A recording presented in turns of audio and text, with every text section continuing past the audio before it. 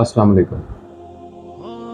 आज का वीलॉग मैं बहुत दुख और तकलीफ से बना रहा हूँ क्योंकि स्वीडन के दारुल हुकूमत स्टॉकहोम में कुरान मजीद की बेहुरमती की गई।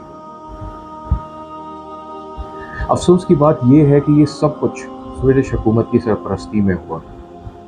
स्वीडन की हुकूमत के मुताबिक ये आज़ादी इजहार राय है। इस मुल्क के दोहरे मेयार का अंदाज़ा आप इस बात से लगा सकते हैं कि स्वीडन में आप कुरान पाक तो जला सकते हैं लेकिन तौरात को हाथ लगाने की भी हिम्मत नहीं कर सकते। स्टॉकहोम में 34 साल शख्स ने तौरात को इसराइली एम्बेसी के सामने एहतजाजन आग लगाने की कोशिश की, जो कि सरासर एक काबिल मजम्मत अमल था, लेकिन इस शख्स को स्वीडिश हुकूमत और यहूदी लॉबीज ने ऐसा करने से सरासर रोक दिया, जबकि इस शख्स ने अपने आप को बिल्कुल वाज़े कर दिया था कि वो किसी किताब या सहीफे के जलाने के हक में बिल्कुल नहीं है। उसने ये अमल सिर्फ और सिर्फ स्वीडन हुकाम के दोगलेपन को साबित करने के लिए या बेनकाब करने के लिए किया। इस सारी सूरत हाल ने हम मुसलमानों को बहैसियत उम्मत सोचने पर मजबूर कर दिया।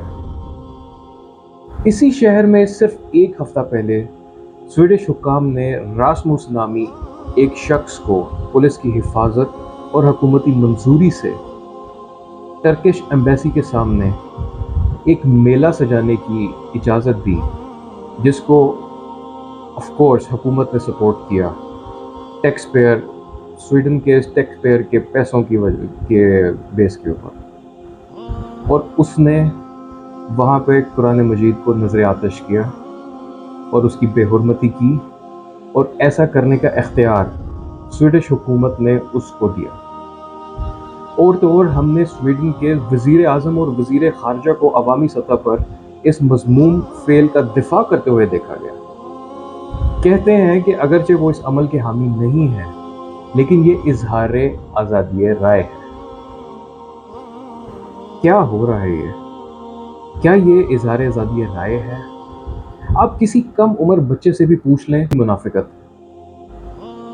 इस नाम नेहात मुहज़्ज़ब मुआशरों में मुसलमानों की मुखालफत के लिए अलग कानून है और बाकी सब के लिए अलग। मैं बिल्कुल वाज़े करना चाहता हूँ कि मैं किसी भी मुक़द्दस किताब या सहीफ़े के जलाने के कतई तौर पर खिलाफ हूँ, और कोई भी मुसलमान ऐसा करने का सोच भी नहीं सकता। तौरात वो किताब है जिसका मुसलमानों को बेहद एहतराम है, एक ऐसी किताब जिसका जिक्र अल्लाह ने कुरान मजीद में किया है कि वो हदायत और रोशनी के साथ अपनी असल शक्ल में बनी इसराइल पर नाजिल हुई।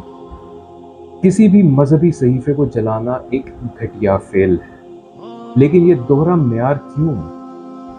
सच तो ये है कि आज़ादी इजहार एक ऐसा कानून है जिसे यूरोप अपनी सवाबदीद पर अक़लियतों को दबाने के लिए इस्तेमाल करता है। एक ऐसा डंडा है जो बाज़ लोगों की तज़लील के लिए इस्तेमाल होता है और बाज़ लोगों के दिफा के लिए। ये वही यूरोपी ममालिक हैं जो आज़ादी इजहार राय को अपने लिबरल मुआशरे का अकीदा और सतून समझते हैं, लेकिन बाज़ जगहों पर ख़ुद इस सतून को पामाल करते हैं। चंद एक मिसालें आपके सामने पेश करता हूँ। स्वीडन के कानून के मुताबिक बादशाह की तौहीन करने पर आपको 2 साल तक कैद हो सकती है। फ्रांस में परचम की तौहीन पर 6 माह कैद हो सकती है। जर्मनी में परचम की तौहीन करने पर 3 साल कैद हो सकती है। डेनमार्क में परचम की तौहीन करने पर 2 साल कैद। यहाँ तक कि फ्रांस में होलोकॉस्ट पर सवाल करना आपको 1 साल की कैद दिलवा सकता है। इससे बड़ी मुनाफिकत और क्या होगी? आप या तो आज़ादी इजहार पर यकीन रखते हैं या नहीं रखते। जब भी ये आपके हक में जाए तो आज़ादी इजहार राय है, और जब खिलाफ जाए तो कानून शिकनी। ये आज़ादी इजहार राय नहीं बल्कि नफ़रत को भड़काने की आज़ादी है। अगर आपको कुरान की किसी आयत या हुक्म पर एतराज़ है तो बेशक करें। यह हक खुद कुरान ने लोगों को दिया है, बल्कि कुरान में अल्लाह ने चैलेंज किया है।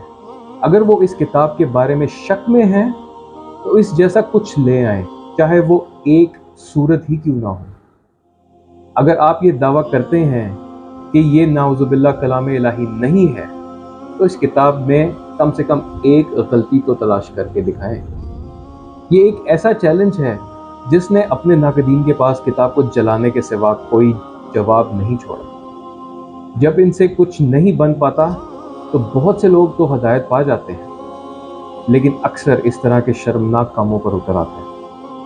یہ بہت افسوسناک ہے۔ قرآن سے نفرت کرنے والوں کو میرا مخلصانہ مشورہ یہ ہے کہ وہ اسے جلانا چھوڑ دیں اور اسے سیکھنا شروع کریں۔ یورپی ممالک خود کو ایسی قوموں کے طور پر پیش کرتے ہیں جو ترقی اور سماجی حقوق کے علمبردار ہیں۔ میں ان سے پوچھتا ہوں، کیا آپ کا معاشرہ واقعی ترقی پسند اور مربوط ہے؟ کیا یہاں پہ توہین، فحاشی اور بے عزتی کا کلچر معمول نہیں بنتا جا رہا؟ شاید آپ کو ہماری کتاب کا مطالعہ کرنا چاہیے اور ایک مربوط معاشرے کی تعمیر کے بارے میں تھوڑا سا سیکھ لینا چاہیے۔ قرآن کریم ایک ایسی کتاب جو ہمیں سکھاتی ہے کہ دوسروں کے عقائد کا احترام کریں، حتیٰ کہ اللہ کو چھوڑ کر کسی دوسرے کو پکارنے والوں کی بھی توہین نہ کی جائے۔ یہ ایک ایسی کتاب ہے جو ہمیں سکھاتی ہے کہ دوسرے لوگوں کی توہین، مذاق یا تمسخر مت اڑائیں۔ ایک ایسی کتاب جو ہمیں پڑوسیوں سے حسن سلوک اور عزت کرنا سکھاتی ہے، چاہے وہ مسلمان ہوں یا غیر مسلم۔ اور یہ یورپ والوں کو کیا لگتا ہے کہ قرآن کو جلا دیں گے تو کیا قرآن نعوذ باللہ مٹ جائے گا؟ اگر تم اس روئے زمین پر موجود ہر قرآن کو بھی جلا دو گے تو کیا حاصل کرو گے؟ اللہ کی قسم، ہم قسم کھاتے ہیں کہ اگر تم روئے زمین پر موجود ہر قرآن کو جلا دو گے تو ہم ایک دن میں قرآن کو واپس لے آئیں گے، لفظ بہ لفظ، حرف بہ حرف، صفحہ بہ صفحہ، حتیٰ کہ ایک ایک زیر زبر اور پیش کے ساتھ۔ الحمدللہ ہمارے پاس حفاظ، بچے، بچیاں، جوان، بوڑھے موجود ہیں جو خوشی سے قرآن کی تلاوت کریں گے، اور قرآن دوبارہ لکھ دیا جائے گا اور پوری دنیا میں پھیلا دیا جائے گا۔ جو قرآن ہمارے دلوں میں محفوظ ہے، اس کو تم جلا نہیں سکتے، کیونکہ قرآن دلوں پر ہی اتارا گیا اور دلوں میں ہی محفوظ رکھا جائے گا۔ تو پھر بتاؤ کہ قرآن کو جلا کے تم کیا حاصل کرو گے؟ اسی لیے میں دوبارہ کہتا ہوں، قرآن کو جلانا بند کرو اور سیکھنا شروع کرو۔ اللہ حافظ۔